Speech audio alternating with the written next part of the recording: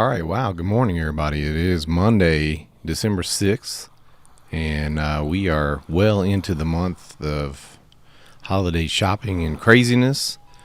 I hope you are having a great start to your day as the sun is rising. How's everything look? All right. Well, I'm excited to be here with you. Just this morning, we put up a new episode of the Suck Podcast that is available to you wherever you get your podcasts. And also, that was a live broadcast, so you can watch it on YouTube if that's something that you enjoy. Also, on top of that, my buddy Jason Cantu and I did a episode of Comics Misexplained. So if you like to talk or read about the, comic book shows and TV movies, TV shows, all that, and it's coming out all the time these days. We like to break it down and get into the ins and outs of all of that. So yeah, check out Comics Misexplained. It is on YouTube as well as it's available as podcasts wherever you get your podcasts. So next up, let's go ahead and let's check on the weather.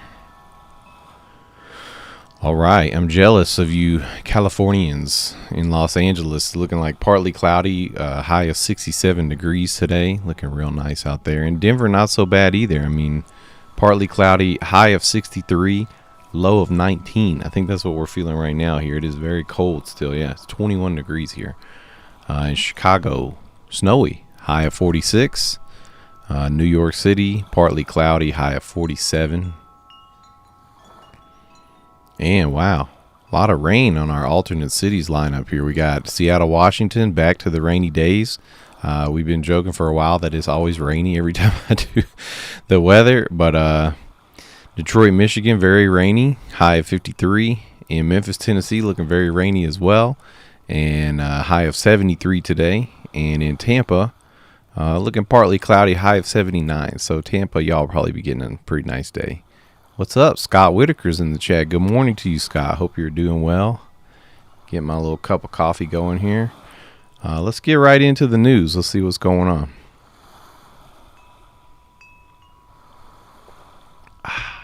Yeah, that's nice. Okay, so I started with entertainment news this morning because I was hoping to find a certain article that the homie had shared with me in the chat. John Communis had shared an article with me, and it's not showing up here at all. Yeah, I'm just going to go all the way to the bottom and see if I can find it to share with you guys. If not, I'm just going to Google it up because I wanted to talk about this. I thought this was fascinating headline. So let's see. Charlie Cox, Kevin Feige, CPR. Let's see if this works because I think, yeah, here we go. So this is from Comic Book. I don't remember what CBR stands for anymore. Comic Book Reader, Comic Book News. So this is something that came to me through the group chat, the Comics Misexplained. Homies were talking about this. Good morning, Cyril. He says, where is my morning?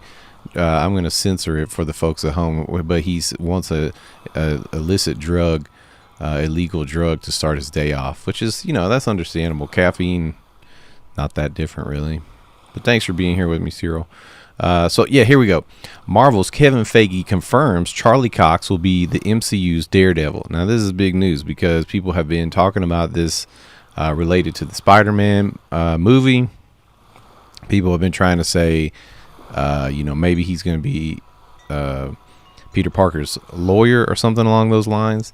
But now Kevin Feige is apparently very obtusely confirming the return of Charlie Cox as Daredevil. What he says is Marvel Studios president Kevin Feige confirms that Charlie Cox will be the one to play Daredevil in any future MCU projects. Sorry. Let's see if we can find the quote because it's very interesting. Here we go. In an interview with Sean O'Connell of Cinema Blend, Marvel Studios boss Kevin Feige confirmed that when Daredevil is brought back into the fold, Charlie Cox will be the one playing him. And here's the quote. If you were to see Daredevil in upcoming things, Charlie Cox, yes, would be the actor playing Daredevil. Where we see that, how we see that, when we see that remains to be seen. So he's really, he's really teasing us there because, I mean, you know what that means? There's a lot of different threads that could pick up on. He could be in this new Spider-Man movie. He could be in the Disney Plus shows, because we know we've got this Echo character already being teased in Hawkeye show, and then they got a show titled Echo coming that we don't know a whole lot about, except that it's supposedly centric to Echo. My homie John was saying that his conspiracy theory, which John is great at the theories, is that perhaps Echo is just a name. Or wait, you know what? I'm gonna give a shout out to Jason Canto. He may have been the one saying this, that the Echo name is just like a cover, and that the actual name of the show is going to be like Daredevil season 4 or something along those lines, which I think that's fascinating. What up, Everett? Good morning. This is a faceless lawyer character is in the trailer slamming files down. Okay, well, there you go. That's important. It's a good note. So I did click on entertainment news just because I was looking for this story to share with y'all. So we'll kind of start at the bottom of this entertainment news and see if there's anything worth talking about. I guess this is one of those, it's just going to keep going as long as I scroll, so we won't keep going forever. Speaking along those lines, thank you, Mythic Politics, for the hosts. I always appreciate that a bunch. And for, to exchange the pat on the back, I'll pat you back by saying, everybody make sure you go check out Mythic Politics on Twitch. He got a great stream covering very similar way of covering news items. His is a whole different niche of news items, typically more involved with politics and conspiracy theory type stuff. So I honestly don't cover a ton of that, so he's a great compliment to the stream. If you want to check out more of that kind of stuff, dig into Mythic Politics on Twitch, and he's usually going live in the evenings. For me, it's around 8 o'clock, so on the East Coast I think it's around 10. Feel free to drop a link in the chat if anybody's interested. So here we go. This is related. Spider-Man No Way Home advanced ticket sales smash records at Odeon. I don't actually know what Odeon is, so let's see what this means. Spider-Man No Way Home fan art with Maguire and Garfield. Okay, so who cares if it's fan art? So let's see. What is Odeon? London-based Odeon Cinema said on Monday it sold over 200,000 advance tickets of Marvel superhero movie Spider-Man No Way Home. Okay, so this is a UK-centric sales record, I understand. Well, that's very exciting. This is from the Washington Post. I spontaneously burst into tears. How 13 songwriters felt watching the new Beatles documentary. I could have done with 8 more hours. Readers on the Beatles documentary Epic Get Back. I have not watched this yet. I would like to. I haven't found the time yet. We've been watching Succession most of the nights we get TV time. So what have y'all been watching? All the lyrical evidence that Grimes' new song Player of Games is about Elon Musk. I mean, this is kind of a major duh to me.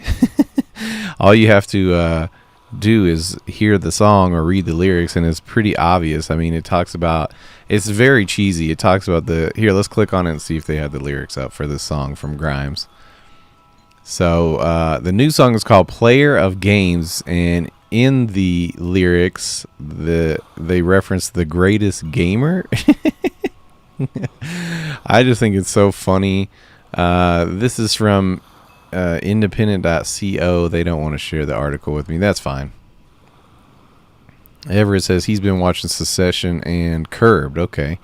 I've never actually watched Curb Your Enthusiasm, more than like one episode at a time. All right, Jonah Hill and girlfriend Sarah Brady don matching suits for Don't Look Up premiere in New York City. That's cute. How nice. All right, I feel like we're getting way off on a tangent here.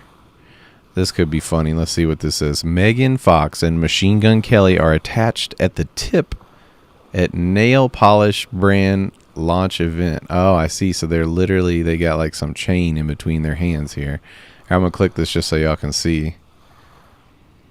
Oh no, Justine, what's up? She says she's breaking the rules at work to watch Phil while I train. Hey Justine, thanks for being here. Let's see if we can find a picture. Here we go. So they say they're attached at the tip. Now that was very funny to me because I didn't, my mind goes to the dirtiest place, but they're actually attached by their pinkies. They have a little chain that goes from one pinky to the other. How cute. Megan Fox and Machine Gun Kelly doing a great job of staying in the headlines. Two people that honestly wouldn't get, in my world, a ton of screen time if they weren't just being absolute goofballs.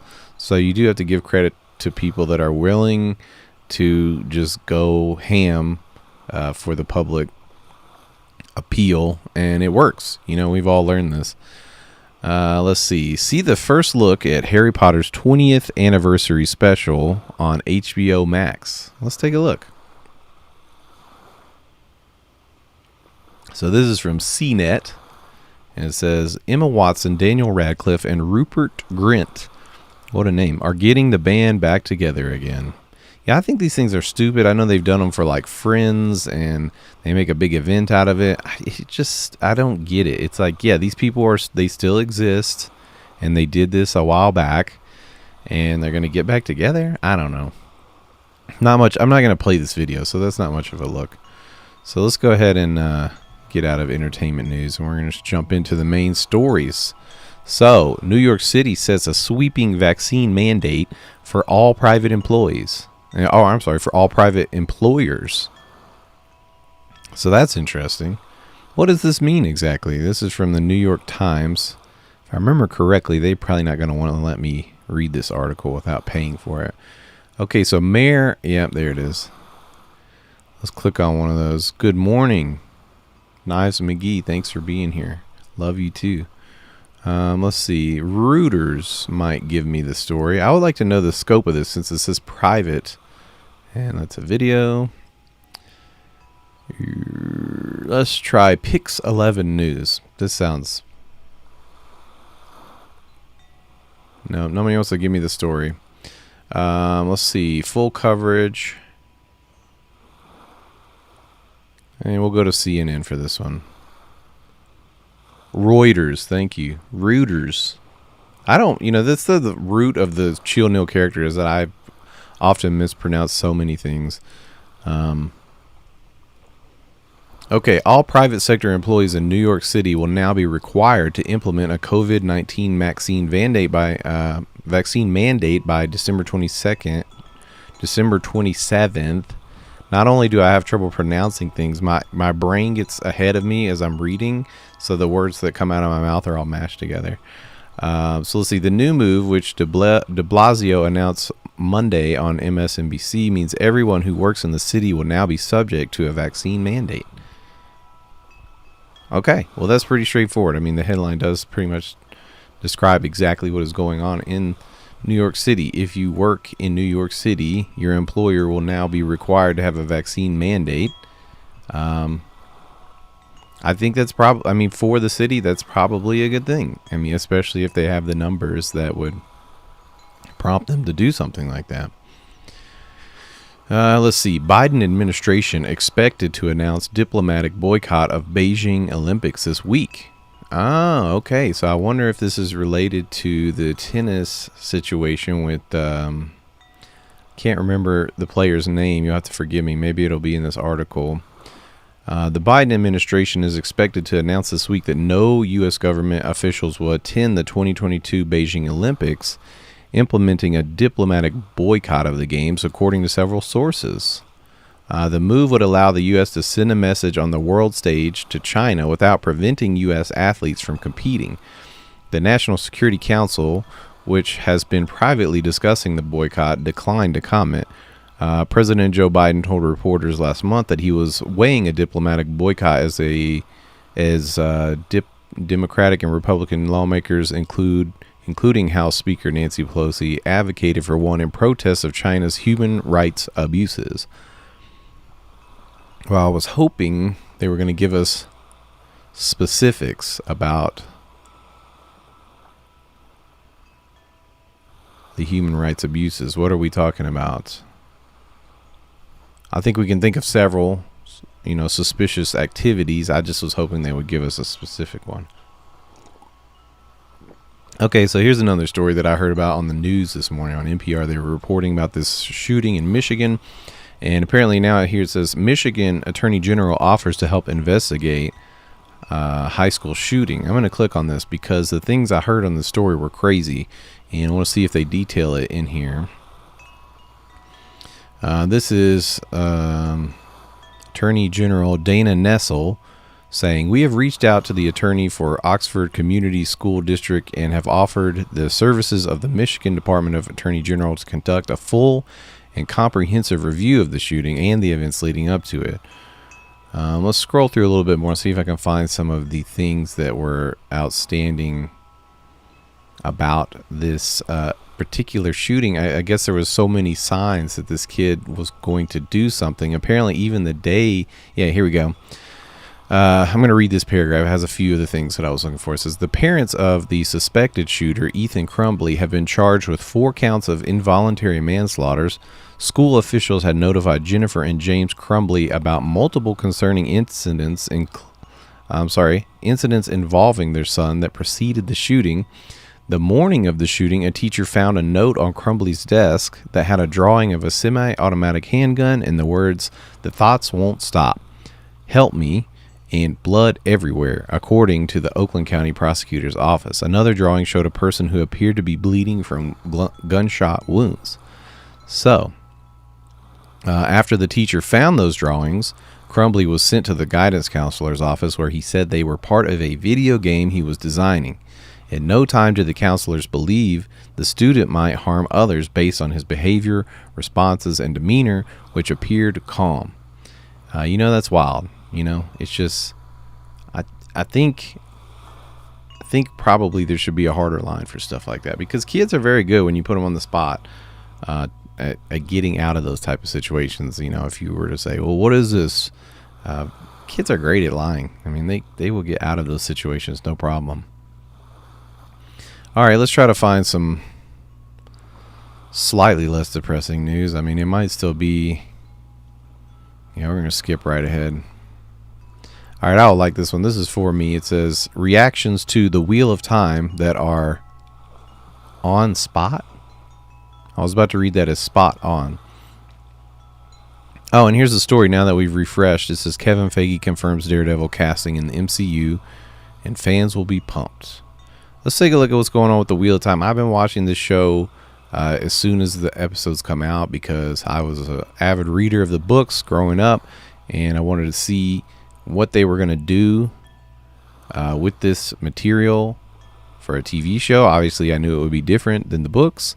A lot of people are not able to cope with the fact that it is different from the books, which I find hilarious. I've never been involved with a community surrounding these books. I joined some when the show came out, to make memes and find funny memes. And, people are ridiculous, dude. Like, so many crybabies about the show. And let's see, Amazon. Oh, so this is a BuzzFeed listicle, so we'll probably just skim through this pretty quickly because otherwise this is going to be stupid. It says Amazon Prime dropped an epic fantasy series on November 19th called The Wheel of Time. It's based on the book series of the same name, and many fans were earnestly waiting for it to debut. And so let's see, the beautiful title sequence. I will give credit. I think when you first see the show and you see the title sequence, you'll be like, they're trying to channel that Game of Thrones style epic opening. But if you do know the book material, they did a great job of like bringing in a lot of visual references for this CG thing. It's similar to Game of Thrones, how they have the cities and the nations all building up, but this is like a tapestry that's being woven. Daniel Henney absolutely crushes it. Daniel Henney plays a character named Lan. He's a warder to basically the main character, Moraine. I do think he does a really great job. His presence with his facial features, his facial expressions, rather, really nail it. I feel like he should have got like the Marvel, trainer treatment, how they take all their, whoever's going to be a superhero and get them super bulked up, because I feel like he looks too small for this role. But then again, I'm playing the same card that all these people I was just talking about in the community. So otherwise, acting wise, he's amazing. Let's see. Is there anything of substance here? Rosamund Pike is a total badass in the show. I agree. I think she's probably the highlight of the whole thing. She's holding that show together. Well, if you haven't checked it out, go give it a look. It's on Amazon Prime. I don't know if I want to recommend it other than I would just say give it a try. Let Him Be, How McCartney Saved Rhodey from Arrest After Beatles' Final Concert. Interesting. This is from The Guardian. Let's see if we can get to the meat of this story. Diaries of Road Manager Mal Evans revealing chaos at gig to feature in major biography. So let's see. The police famously tried to shut down the Beatles' rooftop concert on 30 January 1969. Nice. Over concerns of breach of the peace in what was to be the band's final public performance. Now a further backstage drama has emerged with the revelation that Paul McCartney afterwards used his charm to stop a police officer from arresting their road manager and confidant, Mal Evans. One of the world's foremost Beatles scholars, Kenneth Womack, told The Observer, it turns out that Mal was actually arrested that day, but managed to get out of it only when Paul went into PR mode and changed the copper's mind after the show. Wow. So Paul McCartney just straight up out here like doing Jedi mind tricks on the police? Is that what I'm supposed to believe here? I don't know. Interesting. Well, thanks for doing that, Paul. Who is y'all's favorite Beatle? I would honestly say mine is Paul because I'm a bass player and just always related to a lot of his parts in the music. Yeah, let me know in the chat. What's yours? Here we go. Across the Spider-Verse, who is Spider-Man 2099 and how does he fit in? All right, let's check this out. This is from Den of Geek. I already know the... Nice, McKee says Yoko Ono. Everett says Paul 2. Is that your favorite record? Is that what you're telling me? Or is there a son of Paul I don't know about named Paul? Oscar Isaac returns in new Spider-Verse sequel, but what's his deal? Is he still going to be pointing at other Spider-Men? So the trailer for this next Spider-Man animated movie came out over the weekend, and in this article says it gives us plenty to be excited about, but it's also all about following up on the two big cliffhangers from the first movie. The main part of the trailer focuses on the aftermath of the final scene of the first movie, where Gwen called out to Miles from beyond his reality. The more exciting part of the trailer has Miles Morales flying uncontrollably through the multiverse, almost finding stability until being tackled in midair by yet another Spider-Man. Of course, this isn't the first time we've seen this guy. Spider-Man 2099 appeared in the post-credits scene of the first movie, voiced by Oscar Isaac, and it's hinted that he may have more to do with the movie's plot than a teaser gag referencing an internet meme. So they're going to go in on Spider-Man 2099. His name is Miguel O'Hara. They had a whole run of 2099 comics for all, so many different characters, and this is one that really just has had staying power. We've seen, the futuristic Spider-Man for a while. I'm not going to dig into his whole history. This is a long article, but I will say one of my favorites. What's going on in the chat? Lee says Billy Preston was my favorite Beatle. Oh, wow. Okay. I mean, that's very fair. Comic Smith Explained says the first drummer that got kicked out for being too good looking. Yeah, relatable there. And Everett is now explaining to me that Paul 2 is the second Paul that replaced. Right, of course. I forgot about that. Yeah, it's not actually Paul, right? Paul supposedly died and was replaced. And that's why you would want to tune into Mythic Politics, because they cover stuff like that for you. All right, in U.S. news, I was wondering if they'd have a story here about, Bob Dole, I think, passed away over the weekend. Yeah, longtime U.S. Senator Bob Dole dies at 98. I can remember pretty clearly from middle school when Bob Dole was running for president, and that's probably one of the last times I've thought about Bob Dole. So rest in peace, I guess. This story, I wanted to hit this as well. CNN fires Chris Cuomo. I'm glad to hear that. I think that should have happened a long time ago. And this story just above that little headline that I was looking for says Chris Cuomo claims CNN boss Jeff Zucker knew about involvement in government scandal. And that doesn't surprise me at all either. So yeah, just root him out. They buried him with that little pencil they always put in his bad hand. This is what Everett Tucker's saying in the chat about Paul McCartney. I don't follow all of that, but if y'all know more about this, then Everett's dropping the facts on us. Okay, so in world news, it said Myanmar's Aung San Suu Kyi sentenced to 4 years in jail.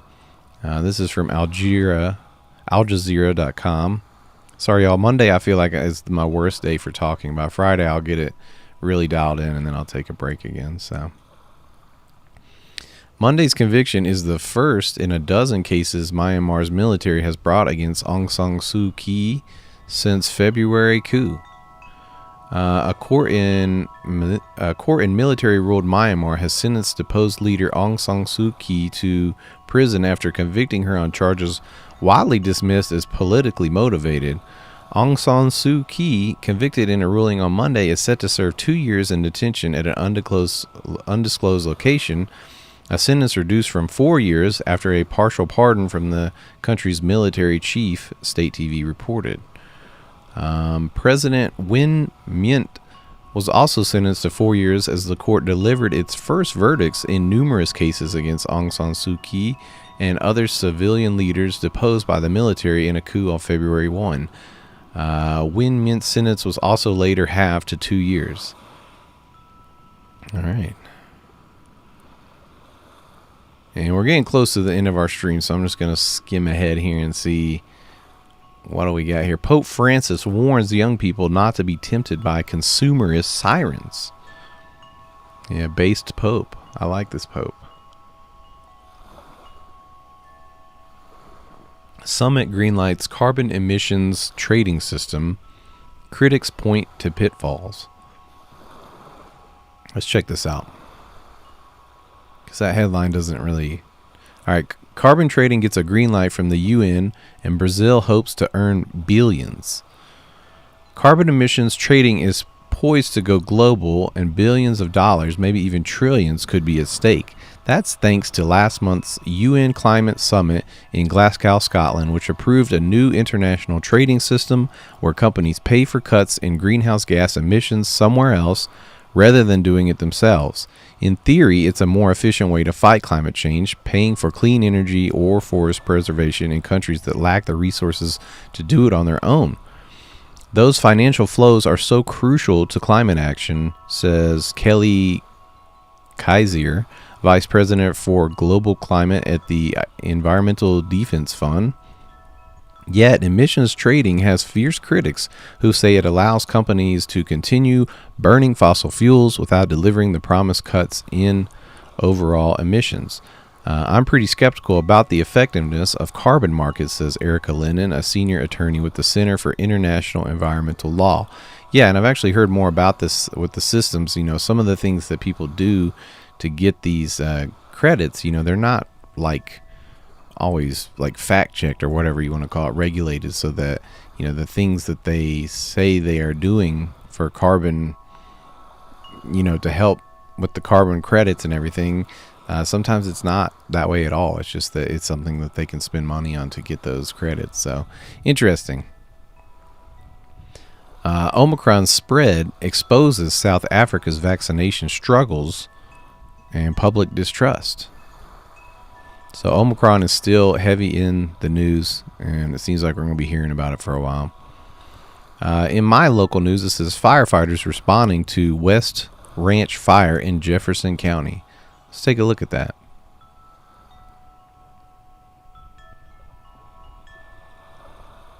This is from CBS Denver. A wildfire is currently burning in Jefferson County near Morrison. Images from a CBS 4 camera captures a big billow of smoke coming from the area near C470 in Ken Carl. Firefighters are calling this West Ranch fire. Conditions were ripe with low humidity and high winds, and really an intense amount of sunshine heating up those fuels, said Dan Hattlestead, spokesman for ICFPD. Well, dang. Well, I hate to see those fires. I mean, it's just something that's always going on around here that we have to be mindful of.